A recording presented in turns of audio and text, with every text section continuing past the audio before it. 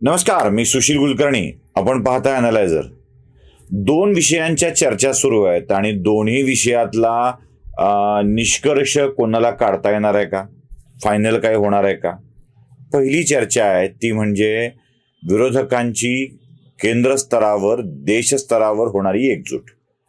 म्हणजे कधी होणार आहे, कोण कोण येणार आहे, कोण कोण जाणार आहे, याबाबत काहीही माहिती कोणाला नाही. वाद चालू आहे, चर्चा चालू आहे. आणि दुसरी चर्चा म्हणजे महाराष्ट्राच्या मंत्रिमंडळाचा होणारा विस्तार. महाराष्ट्राच्या मंत्रिमंडळाच्या विस्ताराचा पसारा एवढा वाढलाय की हा पसारा आवरणं महाराष्ट्राच्या सरकारमधल्या दोन्ही पक्षांना शक्य आहे की नाही माहित नाही. ज्या त्या पक्षाच्या नेत्यांना विस्तार हवा आहे, पण विस्तारात घ्यायचं कोणाला यावर मात्र प्रदीर्घ चर्चा सुरू आहे. विस्ताराच्या चर्चांमुळे आणि अनेकांच्या अपेक्षांमुळे जो काही गोंधळ उडतोय ना, तो या सरकारसाठी आणि सरकारमधल्या पक्षांसाठी योग्य नाही. मागच्या 2.5 वर्षाच्या सरकारच्या काळामध्ये शिवसेनेवरती आपण एकच आरोप करत होतो, म्हणजे जो आरोप भारतीय जनता पक्षाने देखील केलेला आहे. ज्या कारणामुळे शिवसेना दुभंगली, उद्धव ठाकरे एकटे पडले आणि एक मोठा वर्ग निघून गेला. ते कारण कोणतं होतं? तर उद्धव ठाकरे स्वतः मुख्यमंत्री पदावर बसले. 1. 2. त्यांनी आपल्या पोराला मंत्री केलं. तिसरं कारण, त्यांनी मंत्र्यांची निवड करताना पक्षाशी एकनिष्ठ असलेल्या माणसांच्या पेक्षा पक्षाला सहकार्य करणाऱ्या माणसांची निवड केली. म्हणजे अब्दुल सत्तार जे शिवसेनेचे नव्हते ते मंत्री झाले, गडाख शिवसेनेचे नव्हते ते मंत्री झाले, त्यातले ते सामंत शिवसेनेचे नव्हते ते मंत्री झाले. म्हणजे शिवसेनेच्या नसलेल्या लोकांना मंत्री केलं गेलं आणि सत्तेतला खूप कमी वाटा शिवसेनेला मिळाला. म्हणजे अगदीच 25% निधी शिवसेना घेत होती, तर 75% निधींचं वाटप हे काँग्रेस आणि राष्ट्रवादी काँग्रेस आपसात करून घेत होते. फायदा राष्ट्रवादी काँग्रेसचा जास्त होत होता, खालोखाल काँग्रेस पक्षाचा होत होता. या एका मुद्द्यावर भाजपनं राळ उठवली आणि अनालायझरवर सुद्धा आपण त्याच मुद्द्यांवर बोलू लागलो. आता जरा या मुद्द्यावर लख्ख प्रकाश पडला असेल, लक्षात आलं असेल तुमच्या की आता मला कोणता मुद्दा मांडायचा आहे. महाराष्ट्राच्या मंत्रिमंडळाच्या विस्ताराची चर्चा सुरू झाल्याबरोबर भाजपमधलं कोण कोण मंत्री होणार याबाबतची चर्चा सुरू झाली. काही माध्यमांच्याकडून भारतीय जनता पक्षातली नावं पुढे येऊ लागली. यात विदर्भातून कोण, पश्चिम महाराष्ट्रातून कोण, मराठवाड्यातून कोण, अशी वेगवेगळी नावं चर्चेत आहेत. भाजपनं देखील मागच्या विस्तारामध्ये कोणाकोणाला महत्वाचा मंत्री केलं हे बघितलं पाहिजे. नगरमध्ये काँग्रेसमधून भाजपत आलेले राधाकृष्ण विखे पाटील यांना थेट महसूल मंत्री करून मंत्रिमंडळातलं 3ऱ्या क्रमांकाचं स्थान दिलं गेलं. कारण 2ऱ्या क्रमांकावर देवेंद्र फडणवीस होते म्हणून भाजपतलं 2ऱ्या क्रमांकाचं स्थान दिलं गेलं. म्हणजे आलेल्या माणसाचं महत्व एवढं वाढवून टाकलं की राधाकृष्ण विखे पाटील हे भाजपचे नेते आणि तेच करते करविते आहेत असा समज निर्माण झाला. म्हणजे अगदी वन आणि सांस्कृतिक विभागासारख्या फुटकळ मंत्रीपदावर सुधीर मुनगंटीवारांची बोळवण झाली, तर पक्षाचे अध्यक्ष राहिलेल्या आणि मागच्या मंत्रिमंडळामध्ये 6 वजनदार खाती सांभाळणाऱ्या चंद्रकांत पाटलांना केवळ उच्च तंत्र शिक्षण सारख्या पदावर समाधान मानावं लागलं. त्यातल्या त्यात गिरीश महाजनांच्या सारखा नेता चांगली पदं घेऊन, चांगली खाती घेऊन मोठा राहिला. आता जेव्हा मंत्रिमंडळाच्या विस्ताराची चर्चा होते आहे, तेव्हा त्या चर्चेमध्ये येणाऱ्या नावांचा विचार केला तर यात भाजप कुठे आहे असा प्रश्न पडल्याशिवाय राहत नाही. म्हणजे जो प्रश्न आपण शिवसेनेला विचारत होतो, कुठे आहे शिवसेना, कुठे आहे शिवसैनिक, तसं आता भाजपला विचारावं लागणार आहे, कुठे आहे नेमकी सरकारमध्ये भाजप. आहे स्थान भाजपचं काही. आता ज्या नेत्यांची नावं चर्चेत आहेत त्याच्यामध्ये मराठवाड्यातून नाव समोर येत आहे ते परभणीच्या मेघना बोर्डीकर यांचं. म्हणजे मेघना बोर्डीकर ह्या अशातच काँग्रेसमधून भाजपत आलेल्या एक तरुण नेत्या. महिलेचं नाव घ्यायचं आहे म्हणून मेघना बोर्डीकरांचं नाव चर्चेत आहे. सोलापुरातून पश्चिम महाराष्ट्रातून कुणाला घ्यायचं असेल तर तिकडून नाव येतं ते मोहिते पाटलांचं.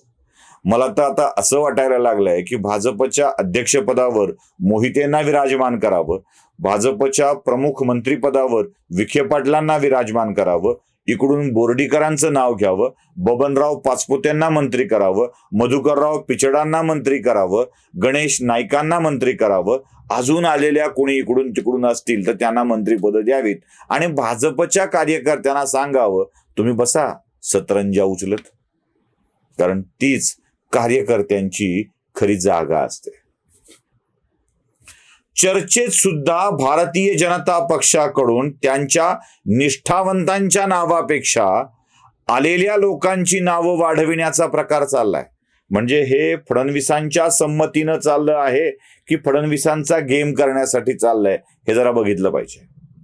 भाजपच्या शीर्षस्थ नेत्यांच्याकडून म्हणजे दिल्लीश्वरांच्याकडून जर हे घडत असेल तर भाजपमधल्या आपल्याच आमदारांच्या वाटोळं करून नव्यांना सहभागी करून घेण्याचे हे उद्योग चालले. म्हणजे एक तर भाजपच्या आमदारांना जिल्हाध्यक्ष पदावर ठेवायचं नाही हा निर्णय घेतलाय. त्यामुळे बऱ्याच ठिकाणच्या आमदारांना जिल्हाध्यक्ष पदावर पाणी सोडावं लागणार आहे. जसे लातूरचे जिल्हाध्यक्ष रमेश कराड यांना आपल्या अध्यक्षपदावर पाणी सोडावं लागणार आहे.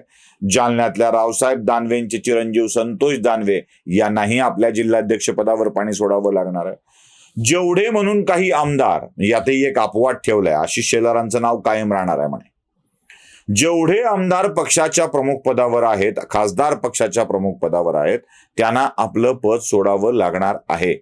आणि त्यानंतर आता त्यांना मंत्रिपदही मिळणार नाही, आलेल्या लोकांना मंत्रिपद मिळणार आहे. म्हणजे भाजपचे आमदार केवळ आमदार म्हणूनच राहतील आणि बाहेरून आलेल्या लोकांच्या मंत्र्यांच्या दारासमोर पुन्हा एकदा निधीचं पत्र घेऊन उभं राहतील. आम्हाला द्या, आमच्या मतदारसंघात द्या, आपण एकाच पक्षाचे आहोत. या आधीही भाजपचे आमदार काँग्रेस राष्ट्रवादी काँग्रेसच्या लोकांच्या दारामध्ये उभे राहत होते, मंत्र्यांच्या दारामध्ये उभे राहत होते. आजही भाजपच्या आमदारांना त्यांच्याच दारात उभं राहावं लागणार आहे. यापेक्षा भाजपची दुरावस्था कोणती असेल. भारतीय जनता पक्ष महाराष्ट्रामध्ये उद्धव ठाकरे यांच्या वाटेवर चालला आहे का हा प्रश्न आहे. दिसतंय तसंच. म्हणजे आमदारांच्या मंत्रिपदांच्या चर्चा वाढू लागल्यावरती त्याच नावांच्या चर्चा वाढतात ज्यांना काँग्रेस किंवा राष्ट्रवादी काँग्रेसमधून बोलवून घेतलेलं आहे. मान्य आहे, मंत्रिपदांची संख्या कमी आहे, भाजपच्या लोकांनी त्याग केला पाहिजे, समर्पण केलं पाहिजे, पक्षासाठी काहीतरी दिलं पाहिजे आणि ते देणं म्हणजे आपल्या मंत्रिपदाचा त्याग करणं आहे. हे सगळं आपण मान्य करू. पण भाजपच्या लोकांना त्याग करायला लावून सगळी सत्तेची पदं काँग्रेसच्या मंडळींकडे द्यायची, राष्ट्रवादीतून आलेल्या मंडळींच्याकडे द्यायची आणि पक्ष मोठा होतोय म्हणायचं, याला पक्षाची सूज म्हणतात. उद्धव ठाकरेंनी हेच केलं आणि पक्षामध्ये एक खदखद दिसू लागली. मी काही लोकांची नावं घेऊन विषय मांडल्याबरोबर अनेक भारतीय जनता पक्षाच्या लोकांच्या मनामध्ये लगेच अशी तीव्र भावना होते आणि ते माझ्या खाली कमेंट बॉक्समध्ये शिव्या द्यायला सुरुवात करतात. म्हणजे भाजपची मंडळी सुद्धा. लक्षात घ्या, मी जेव्हा जेव्हा हे मुद्दे मांडलेले आहेत, काय फरक पडतो, हा असाच आहे, तो तसाच आहे, त्याला मुख्यमंत्री व्हायचं आहे. भाजपात मुख्यमंत्री होण्याची इच्छा झाल्यावर त्याचं काय होतं हे आपण बघितलंय. म्हणजे याच्या आधी बऱ्याच वेळेला बघितलंय.